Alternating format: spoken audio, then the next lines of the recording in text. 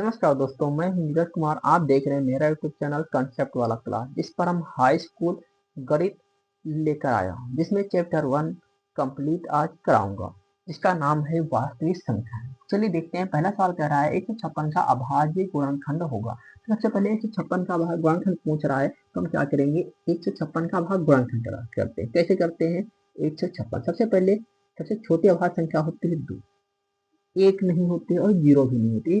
सबसे छोटी अभाज्य संख्या नहीं है कौन? तो छोटी अभाज्य संख्या 2। तो हम 2 से क्या करेंगे? सबसे पहले इसको काटते हैं। तो 2 से काटा, 2 सत्ती 14, 15 में 14 गया, एक पीछे 6 हुआ 16 16, तो 2 अठी 16। फिर 2 से काटा, 2 तिया 6, 2 नाम 18। अब कितने से काटेंगे? इसे हम काटेंगे 3 से। 3 करना 3, 3 तिया 9। अब काटेंगे 13 से, 13 करना 13। तो 156 का जो अभाज्य गुणनखंड आया, तो ये आया 2 गुणे 2 गुणे 3 गुणे 13। हालांकि ये हमारा अभाज्य गुणनखंड सही है, लेकिन पेपर में ना मिले तो पेपर में विकल्प में दूसरे तरीके से भी आ सकता है। कैसे आएगा? देखिए, 2 लिखा है 2 बार, तो यहाँ पे क्या करेंगे? 2 की घात लगा देंगे 2 इंटू 3 इंटू 13। ये हमारा आंसर सही है। एक नंबर हमारा हो गया पक्का।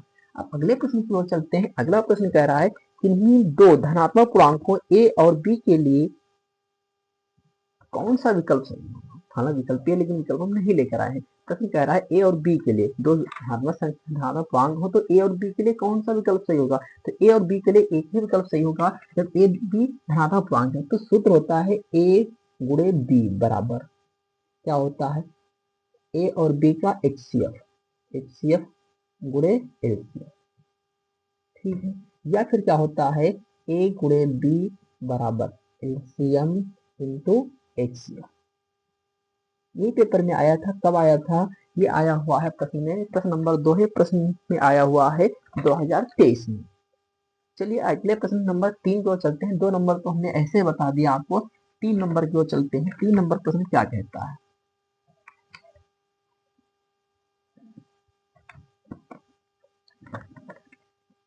3 नंबर में कह रहा है 26 दिया हुआ है। दिया हुआ है क्या? दिया हुआ है 26। 156 का एलसीएम 156 है, तो एचसीएफ का मान होगा 2023-2024 में आया हुआ है। चलिए देखते हैं। तो पहले प्रश्न पूरा नहीं उतारेंगे, थोड़ा थोड़ा उतार लेंगे। दिया है क्या? दिया है प्रश्न नंबर 3 में दिया गया है एलसीएम। दिया गया है एलसीएम किसका? इसका दिया गया है एलसीएम दिया गया है 26 और 156 का। कितना दिया गया है? 156 दिया गया। पूछ रहा है एचसीएफ किसका? एचसीएफ पूछ रहा है 26 कामा 156, 26 और 156 का एचसीएफ पूछ रहा है। ये हमारा प्रश्न है। अच्छा, ये कब आया हुआ है? ये आया हुआ है 2023 2024। जो आज हम प्रश्न करा रहे हैं, ये बोर्ड एग्जाम में 100% आएंगे। नहीं आएंगे तो इन्हीं प्रकार से जो सेम प्रश्न होते हैं वो आएंगे। चलिए देखते हैं प्रश्न क्या कह रहा है। इसमें कह रहा है एलसीएम दिया हुआ है 156, तो इससे दोनों संख्याओं का क्या होगा? अभी हमने थोड़ी देर पहले एक सूत्र बताया है। सूत्र होता है क्या? सूत्र लिखवाया था ए इंटू बी बराबर एचसीएफ इंटू एलसीएम। एलसीएम ये भी थोड़ी देर पहले हमने फार्मूला लिखवाया। यही फार्मूला क्या करेंगे? इस पे लगाएंगे, अभी आंसर आ जाएगा। ए बोले पहली संख्या, बी बोले दूसरी संख्या। ए के स्थान पे लिख देंगे 26, बी के स्थान पे लिख देंगे 156 बराबर एचसीएफ के स्थान पे कुछ नहीं रखेंगे और एलसीएम के स्थान पे रख देंगे 156। अच्छा, अब क्या करेंगे? या में क्या होता है? इधर का उधर, उधर का इधर में पक्षांतर हो जाता है, मतलब चिन्ह नहीं बदलते, एक साथ होता है। तो यहाँ पे लिखेंगे एचसीएफ इंटू 156। अब क्या करेंगे? इन दोनों की गुणा करेंगे? नहीं करेंगे, ऐसे ही पड़ा रहने देंगे। तो यहाँ पे 26 और 156, 26 इंटू 156, ये इंटू में बराबर के उधर हमने पक्षांतर किया तो क्या हुआ? बटे में चला गया। 26 गुणे 156 बटे में 156। 156 से 56 कट गया, बचा कितना हमारा? बचा हमारा 26। चलिए हम आगे चलते हैं। ये हमारा आंसर आ गया 26। अगले प्रश्न की ओर चलते हैं। अगला प्रश्न कह रहा हमारा है 4 नंबर। कह रहा है निम्न में कौन सा सह अभाज्य संख्याओं का युग्म है? चलिए बात करते हैं सह अभाज्य संख्याओं। प्रश्न नंबर हमारा कौन सा? प्रश्न नंबर 4। चलिए हम बात करते हैं सहअभाज्य संख्या। ये सहअभाज्य संख्या क्या होती है? ये पेपर में पूछा गया सहअभाज्य संख्या। सहअभाज्य संख्या प्रश्न नंबर जो हमारा 4 दिया हुआ है, 4 नंबर जो प्रश्न दिया हुआ है, ये दिया गया है सहअभाज्य संख्याओं से संबंधित। तो सहअभाज्य संख्याओं का युग्म पूछा गया है पेपर में। कब पूछा गया है? पूछा गया 2020 2024 में पूछा गया है। चलिए देखते हैं। यदि युग्म पूछ ले, हालांकि इस प्रकार के प्रश्न पेपर में फिर रिपीट होंगे, इसलिए ऐसे सवाल हम बता रहे हैं। तो इसमें क्या है, सहअभाज्य संख्या पूछा गया है, युग्म पूछा, सहअभाज्य संख्याओं का युग्म पूछा गया है। युग्म बोले तो जोड़ा। जोड़ा क्या होता है चलिए बताते हैं। यदि युग्म पूछ ले तो हमेशा 2 हो या 3 हो, चलिए हम 2 ही की बात करते हैं। 2 हो तो उनका क्या होता है, जो HCF होता है हमेशा 1 होता है। हमें पता होना चाहिए कि 2 संख्याएं हैं ए और बी 2 संख्याएं यदि हैं तो ए और बी का जो HCF होगा तो यहाँ पर कितना होगा, 1 होगा। HCF 1 होगा। HCF बोले तो जो मासा होगा 1। यदि मासा 1 है तो सहअभाज्य संख्या है, वैसे नहीं। या फिर उनमें क्या होता है, ऐसे ना बोल पाएंगे तो बोलेंगे उनमें जो उभयनिष्ठ गुणनखंड है वो 1 है। 1 के अलावा कोई भी उभयनिष्ठ गुणनखंड ना हो तो भी क्या होती है, सहअभाज्य संख्याएं होती हैं। पेपर में विकल्प आया था सहअभाज्य संख्या संबंधित, ये आया हुआ है पेपर में 2020 में, 2020 में आया हुआ है और 2024 में। 2024 का जो सेट था, सेट का नाम था HY, ये पेपर में आया हुआ। इसमें कौन सा विकल्प सही था? तो विकल्प सही था हमारा 18 से 18,25। तो 18,25 जिनका हम HCF निकालते हैं, HCF हमेशा कितना आएगा, 1 आएगा। अच्छा, इसमें जो उभयनिष्ठ गुणनखंड निकालेंगे, उभयनिष्ठ गुणनखंड जो होगा वो भी 1 होगा। तो ऑप्शन हमारा 18,25 सही। अगले प्रश्न को चलते हैं। और आप लोग सहअभाज्य संख्याओं के बारे में अच्छे समझ के ही पेपर में जाना। हमने समझा दिया है कि बाहर कुछ भी नहीं आएगा, बस समझ लो, कॉन्सेप्ट सेम हो जाएगा। चलिए अगले प्रश्न की ओर चलते हैं। कह रहा है दिया गया है, क्या दिया है? दिया है मासा दिया है। चलिए लिखते हैं, दिया है मासा दिया गया है 5 नंबर में। 5 नंबर में बताया गया है मासा। मासा बोले तो HCF, मासा बोले तो HCF कितना दिया है, 99, 153। 99 और 153 का जो HCF दिया है, मासा दिया गया है 9 दिया है। अच्छा, कह रहा है अब एलसीएम बताओ। एलसीएम बताओ इसका 99 और 153 का यहाँ पे क्या पूछा गया, एलसीएम। एलसीएम बोले तो लासा पूछा गया पेपर में 2021 2025 में आया हुआ है। तो पेपर में कब आया, 2021 2025 में आया हुआ प्रश्न है। चलिए इसमें पूछा गया है, क्या पूछा गया, मासा पूछा गया है और लासा, मतलब मासा दिया गया है और लासा पूछा गया, तो हम कैसे निकालेंगे? अभी हम थोड़ी देर पहले सूत्र बताए हैं, 2 संख्याओं का गुणनफल बराबर सूत्र होता है लासा गुणे मासा या मासा गुणे लासा। 2 संख्या कौन सी, ए और बी, मतलब पहली और दूसरी। चलिए चलते हैं, वही फार्मूला लगाते हैं। तो यहाँ पे पूछा गया लासा, तो यहाँ पे क्या करते हैं, हम डायरेक्ट फार्मूला ले लेते हैं। यदि पूछेगा भी लासा, तो लासा बराबर फार्मूला होता है ए गुणे बी बटे में HCF, किसका, उन दोनों संख्याओं का, ये फार्मूला होता है। अच्छा, कभी HCF पूछे तो सूत्र होता है ए गुणे बी बटे में HCF। चलिए, तो हम लासा पूछा गया तो हम क्या करेंगे, यहाँ पे लासा निकालते हैं। लासा वाला फार्मूला लगाएंगे, LCM बराबर ए गुणे बी बटे में HCF, इसका दोनों संख्याओं को। ए गुणे बी 99, ए पहली संख्या 999 है, दूसरी संख्या हमारी 153 है। तो यहाँ पर 99 और 153 बटे में HCF कितना होगा, HCF हमारा होगा 9। चलिए देखते हैं,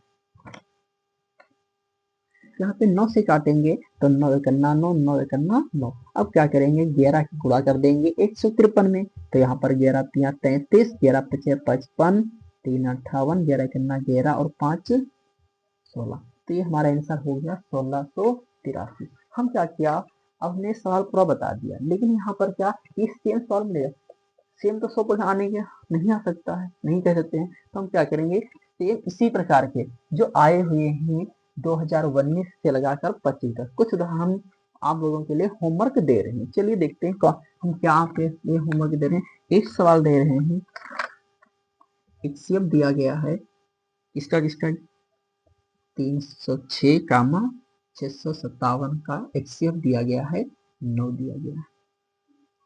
तो पूछा गया है एलसीएम। एलसीएम का 306 कामा 657 का एलसीएम आपको ज्ञात करना है। जब इन दोनों का एलसीएम 9 है तो एलसीएम क्या करना, फार्मूला ही लगाएंगे और हल करेंगे, आंसर हमारा आ जाएगा। चलिए अब सबसे, और ये भी जो प्रश्न था ये एनसीईआरटी प्रश्न है और साथ में 2022 में आया हुआ है, ठीक है।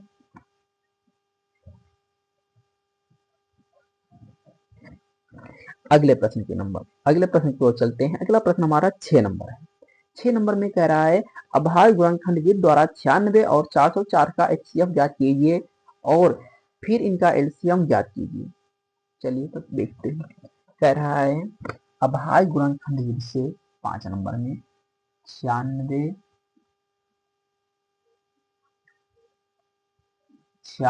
और 404 का एलसीएम और एचसीएफ दोनों ज्ञात करना है। एलसीएम और एचसीएफ दोनों ज्ञात करना है। 96 और 404 का जो है एलसीएम में और एलसीएम और एचसीएफ दोनों पूछा गया। ये आया हुआ पेपर में 2021 में आया हुआ है।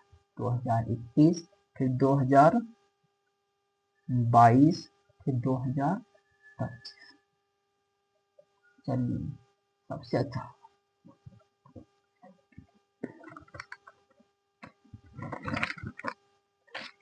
देखते हैं। अभाज्य गुणनखंड से पूछा गया तो हम क्या करेंगे, अभाज्य गुणनखंड यदि मतलब अभाज्य गुणनखंड करेंगे किसका, 96 और 404 का। तो 96 का कैसे करेंगे गुणनखंड, इस प्रकार करते हैं 2 चक्को 8 2 8 16 और फिर 2 दूना 4 2 चक्को 8, यहाँ पे 2 करना 2 दूना और 2 छंग 2 तीन 3 करना।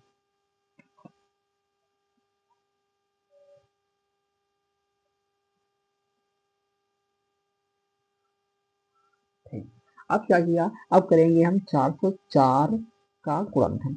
4 को सबसे पहले काटेंगे 2 से, 2 दूना 4 0 2 दूना 4 2 करना 2 0 2 करना 2। अब ये किसी संख्या से नहीं काटेगा तो हम क्या करेंगे 101 से काटेंगे। 101 करना 101, तो यहाँ पे 96 का हमारा क्या हुआ गुणनखंड हो गया 2 गुणे 2 गुणे 2 गुणे 2 1 2 3 4 5, तो यहाँ पे 5 बार 2 इंटू 3। अच्छा 96 क्या लिख लिया, लिखेंगे 404 का 2 गुणे 2 गुणे 101। और सबसे पहले पूछ निकालेंगे इसका एलसीएम। एलसीएम में क्या होता है, ये 2 यहाँ मिला यहाँ मिला, ई वाला 2 लिख लिया, यहाँ मिला यहाँ मिला 2, तो ये भी 2 लिख लिया। अब ये 2 है कहीं नहीं मिले तो इनको भी लिख लेंगे 2 गुणे 2 गुणे 2, और साथ में 3 यहाँ यहाँ नहीं, इसे भी लिख लें। किसमें, हम हमेशा एलसीएम में लिखते हैं इंटू 101। अब क्या करेंगे, हम गुणा करेंगे। किससे गुणा करेंगे, तो गुणा करेंगे यहाँ पे कितना आएगा 2 दूना 4 दूना 8 दूना 16 दूना 32, और यहाँ पे और कुछ रह गया, चलिए नहीं रह गया, सही है। तो यहाँ पे 32 या 96, 96 करना 96 के 6 और 0, फिर 96 करना 96, तो ये हमारा आ गया 96 96। अब क्या करेंगे, हम इसका निकालते हैं एचसीएफ। एचसीएफ में क्या होता है, जो दोनों मिलता है वही लिखते हैं, लेकिन एलसीएम में क्या होता है दोनों में नहीं मिलता है। जो दोनों मिलता है तो लिखते हैं, लेकिन जो नहीं मिलता है उसे भी लिख लेते हैं एलसीएम में। लेकिन एचसीएम में क्या होता है, दोनों मिलेगा उसे लिखेंगे, दोनों में नहीं मिलेगा उसे नहीं लिखते हैं। तो यहाँ पे एचसीएम निकालें किसका, इसका इन्हीं दोनों संख्याओं का। तो यहाँ पे 96 और 404, यहाँ पर भी यही लिख लेंगे, लेकिन आप भूल गए थे एलसीएम किसका किसका, 96 और 404 का।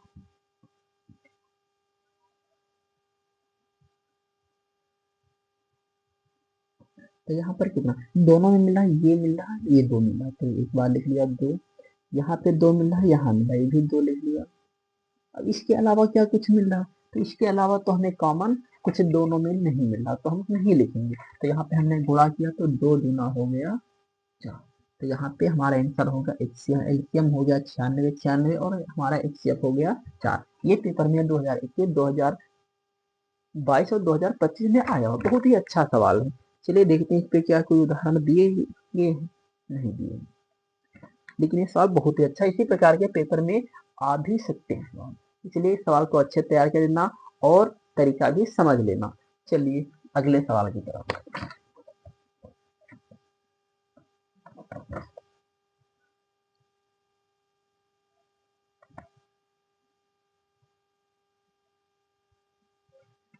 चलिए अगला सवाल बहुत ही अच्छा सवाल है। सवाल नंबर है 7 तो हम चलते हैं। 7 नंबर कह रहा है दिखाइए कि अंडर रूट 3 एक अपरिमेय संख्या है। बहुत ही अच्छा सवाल है जिसमें लिखा हुआ है दिखाइए कि अंडर रूट 3 एक अपरिमेय संख्या है। चलिए देखते हैं इस सवाल की ओर। नंबर 7 सिद्ध करना है। क्या सिद्ध करना है? या दिखाइए कि अंडर रूट 3 एक अपरिमेय संख्या है।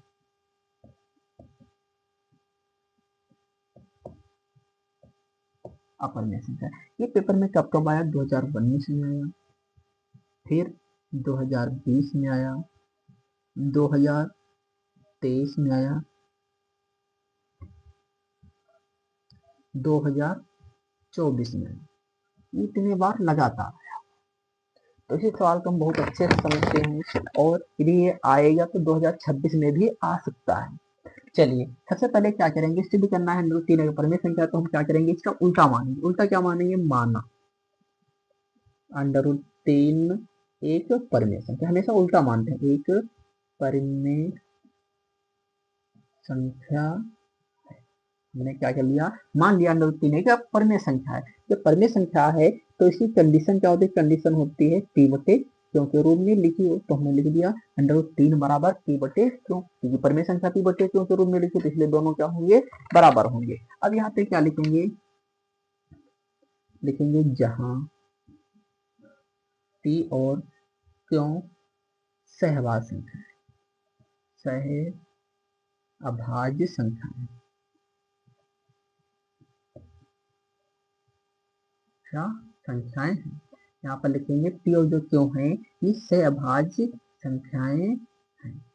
ये सहअभाज्य संख्या और यहाँ पे क्या याद करेंगे? क्या रख लेंगे? जो हर में लिखा है क्यों, तो क्यों बराबर कभी 0 के बराबर नहीं होगा, तभी तो ये परिमेय संख्या होगी। अच्छा आगे चलते हैं। अब क्या करेंगे? हम क्रॉस मल्टीप्लाई कराएंगे। चलिए तो यहाँ पे हमने जब मल्टीप्लाई के बटे में 1 मान लिया और कैंसिल कर दिया था तो पी की 1 ने किया तो पी रहा और अंडर रूट 3 की हमने क्यों में किया तो अंडर रूट 3 इंटू क्यों। अब क्या करेंगे? दोनों पक्षों में वर्क करने का। दोनों पक्षों में वर्ग करने का। जब दोनों पक्षों में वर्क कर दिया तो पी का स्कोर हो गया अंडर रूट 3 का स्कोर हो गया, अंडर रूट खत्म हो गया और क्यों का स्कोर हो गया। अब यहाँ पे हमने देखा, क्या देखा? जब पी स्क्वायर को 3 से भाग दिया जाता है, शेषफल इसके आगे कुछ दिया है? नहीं दिया, तो शेषफल तो हो गया 0। तो क्या लिखेंगे? पी स्क्वायर 3 से विभाज्य। जब शेषफल कभी भी 0 आएगा तो विभाज्य होता है। तो यहाँ पे क्या लिखेंगे? लिखेंगे पी स्क्वायर 3 से विभाज्य, 3 से विभाज्य। जब पी स्क्वायर 3 से विभाज्य है तो यहाँ पे क्या होता है? उसका वर्गमूल भी 3 से विभाज्य होगा। तो लिखेंगे तो पी भी 3 से विभाज्य होगा। तो पी भी 3 से विभाज्य होगी। ठीक है। अच्छा इतना समझ में आया। पी स्क्वायर 3 से विभाज्य तो पी भी 3 से विभाज्य होगी। जब यही तो क्या करेंगे? यहाँ पर एक चीज मानते हैं। क्या मानते हैं? माना। माना जो 3 से बाद 3 है, हम 3 के मल्टीपल में कुछ भी ABCD का कोई भी अक्षर मान लेते हैं। माना पी बराबर पी हमारा मान लिया 3 है, 3 लिख लिया 3 और इसके साथ में हम कोई भी ABCD का अक्षर ले सकते हैं तो यहाँ पर मानेंगे सी। ठीक है। अच्छा इसको समीकरण नंबर 1 बोल देंगे। अब दोनों पक्षों में वर्क करेंगे या फिर माना पी बराबर 3 सी। अब ने क्या कर दिया? चलिए इस दोनों पक्षों में वर्क करने का। दोनों पक्षों में वर्ग करने का। जब दोनों पक्षों में हमने वर्क किया तो यहाँ पी का स्क्वायर हो गया, यहाँ पे 3 का स्क्वायर हो गया और सी का स्क्वायर। 3 का स्क्वायर 9 होता है। अब इसको समीकरण नंबर 2 बोले। अब इधर लिखेंगे, क्या लिखेंगे? लिखेंगे समीकरण 1 व 2 से। समीकरण 1 व 2 से क्या? देखिए इनके दाएं दाएं दोनों के बराबर हैं, सॉरी बाएं बाएं बराबर है, तो दाएं दाएं भी क्या होंगे, बराबर होंगे। तो हम क्या लिखेंगे, 3 क्यू बराबर 9 सी स्क्वायर। 3 गन्ना 3 3 9, तो यहाँ क्यू बराबर हो गया 3 सी स्क्वायर। अच्छा, इतना समझ में आया। चलिए अच्छा आगे देखते हैं क्या देखते हैं आगे ही। तो यहाँ पे क्यू 3 से भाग लिखेंगे, क्यू 3 से विभाज्य, क्यू 3 से विभाज्य है तो क्यों भी 3 से विभाज्य होगी। यहाँ पे विभाज्य होगी नहीं, विभाज्य होगा लिख लो। चलिए सर, चलिए पड़े रहने दीजिए। तो क्यों भी 3 से विभाज्य होगी,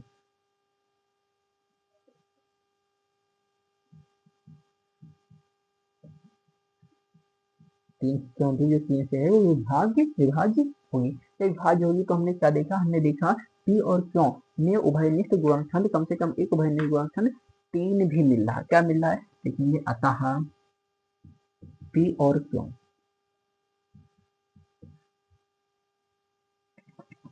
पी और क्यों में एक में कम से कम एक उभयनिष्ठ गुणनखंड 3 भी है। कम एक गुणनखंड 3 है। यहाँ पे हमने देखा, हमने क्या देखा, हमने देखा क्यों भी पी भी 3 से विभाज्य है। हमने देखा यहाँ पर पी भी 3 से विभाज्य है और क्यों भी क्या है, 3 से विभाज्य है। जब दोनों विभाज्य है तो यहाँ पर क्या होगा, एक गुणनखंड मिल गया। क्या मिला, गुणनखंड 3 मिला। तो यहाँ पर हमने थोड़ी देर पहले माना था सहभाजन, सहभाज्य संख्या की क्या हुई, कंडीशन हो गई फेल।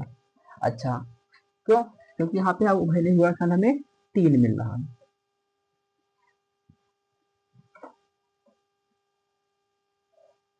चलिए जब एक एक गुणनखंड 3 है तो हम क्या लिखेंगे, गुणनखंड 3 है तो इससे इस तथ्य का विरोधाभास प्राप्त होता है। क्या प्राप्त होता है, तो लिखेंगे इससे इस तथ्य का, इससे इस तथ्य का, इस तथ्य का विरोधाभास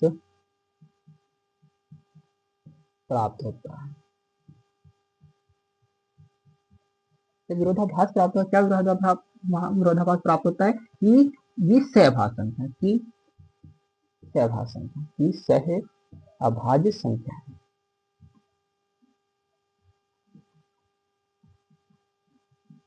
सहभाज्य संख्या कौन, प्योर क्यों, सहभाज्य संख्या, यही विरोधाभास प्राप्त होता है। क्यों, क्योंकि हमने थोड़ी देर पहले माना है सहभाज्य संख्या, यहाँ पर सहभाज्य संख्या है तो है नहीं, क्यों नहीं है, क्योंकि इनका एक उभयनिष्ठ गुणनखंड 3 है। यहाँ पर लिखना बोले कम से कम एक उभयनिष्ठ गुणनखंड, यहाँ पर लिख लेना है उभयनिष्ठ गुणनखंड 3 है। ठीक है, इस तथ्य का विरोधाभास प्राप्त होता है कि सहभाज्य संख्या है। अतः, अतः क्या, अतः हमने जो माना वही लिख देंगे। अतः अंडर रूट 3 एक अपरिमेय संख्या है। अतः अंडर रूट 3 एक अपरिमेय संख्या है। अब ये सवाल जो है लगभग में पेपर में 90% आने का चांस है। चलिए यहाँ पे आप लोगों के लिए होमवर्क दे रहे हैं, होमवर्क के तौर पे कुछ सवाल दे रहा हूँ।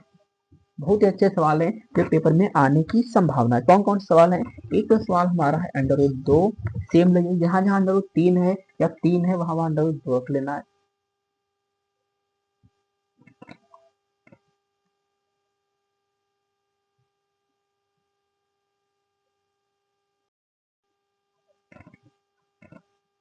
जैसा कि अंडर रूट 2 है, अंडर रूट 5 है, अंडर रूट 7 या फिर एक अंडर रूट 1/2। ये सवाल मोस्ट इम्पोर्टेंट सवाल है।